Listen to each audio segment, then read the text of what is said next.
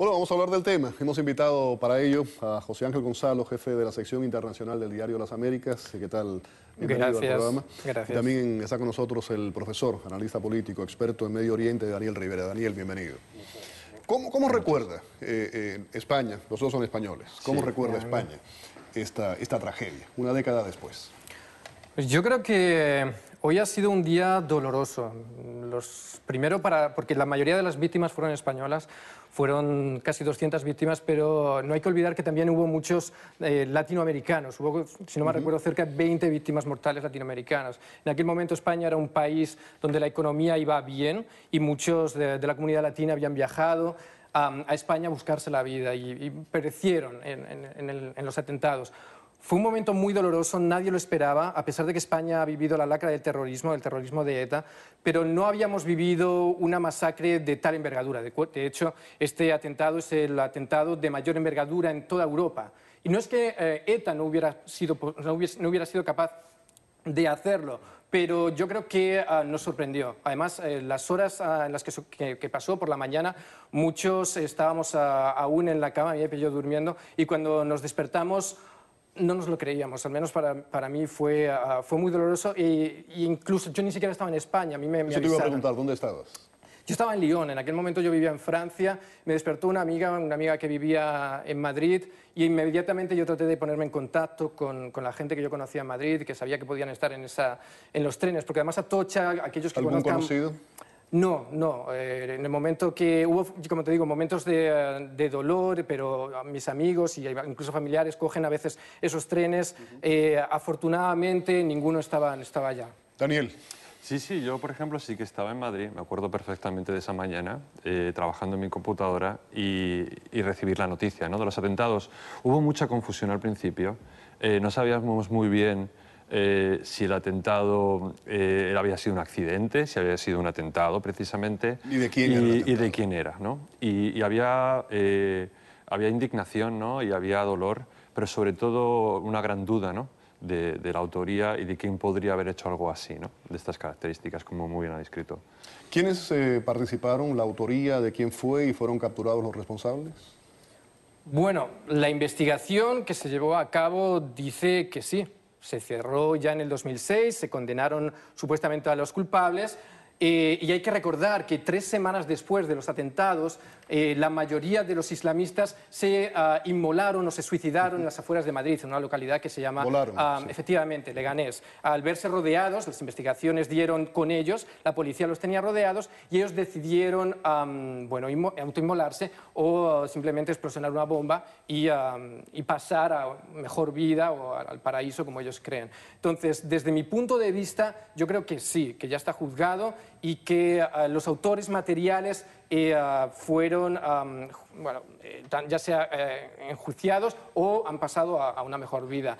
Ahora, hay gente que mantiene que los autores intelectuales aún existen y que están en libertad y que aún pueden provocar más atentados. Seguramente es cierto, dado que yo creo que ese atentado forma parte o estuvo ideado dentro de lo que son las células terroristas islamistas que hay por todo lo que es en España, en el Magreb y también en Pakistán, precisamente. Daniel, ¿compartes esa opinión? Sí, por supuesto. Y bueno, que sepamos, eran 8 personas las que participaron en este atentado y por lo visto solo se desconoce una. 7 de las otras personas o murieron en la inmolación o han sido ajusticiadas. Y desde que ocurrió este atentado, si creo recordar bien, son 479 detenciones de terroristas que, muy bien ha indicado, están en toda Europa. Algunos vienen de la guerra en otros países árabes, ¿no? Participan en combates que luego vuelven y regresan los llamados lobos solitarios, que les llaman, o células más pequeñas que actúan independientemente, ¿no? O sea, que ha habido una acción de la policía contundente y los servicios de inteligencia para cortar de raíz este problema. Otro ángulo, por supuesto, de esa tragedia, y es un ángulo eminentemente político, y es las consecuencias que tuvo para el PP en aquel momento. Quisiera tratar ese tema de la forma más objetiva posible, sin ningún tipo de color político, y analizar realmente qué ocurrió. Sale José María Aznar, señala a ETA. Al Qaeda había reivindicado la acción. Continúen ustedes. Por supuesto, ahí yo creo que el error de la administración en aquel momento fue que no tenía los datos suficientes como para involucrar a ningún grupo. De algún modo, políticamente convenía que ETA fuese la autoría para el gobierno popular, por las razones que fuesen, no podemos entrar en eso.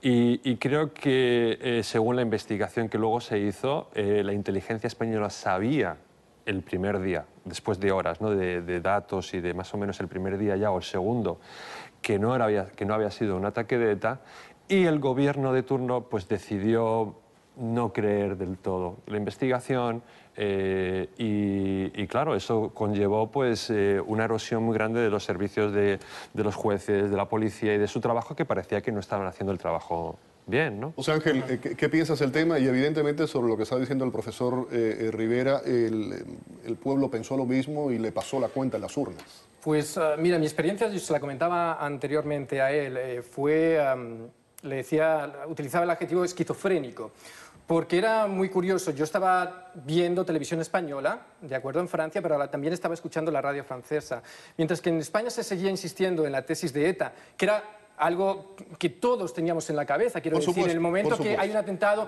un país que ha sufrido el terrorismo por tanto tiempo, lo primero que te viene a la cabeza es ETA. Sin embargo, desde un principio se dijo que esa no era la forma de operar de ETA. Y por eso ya sería otro tema. Por supuesto, claro, pero quiero decir, era plausible. No habían pruebas, ese era el asunto, no habían todavía claro, pruebas, ¿no? Pero incluso los explosivos que se utilizaron fueron explosivos que fueron robados en España. Quiero decir, no es que vinieran a lo mejor de cualquier otro país, ¿ok? Pudiera ser, y yo creo que sí, que toda España lo creyó, quiero decir, estábamos sufriendo los atentados durante bastantes décadas, era creíble. Pero el problema surge sobre todo cuando aparecen unas papeleras, unas cintas coránicas que reivindican de cierta manera el atentado. En ese momento la prensa internacional ya empieza a hablar de terrorismo islámico, mientras que el gobierno español sigue empujando en la tesis de ETA. Como te digo, para mí aquello fue una experiencia un poco esquizofrénica, no sabía a dónde mirar.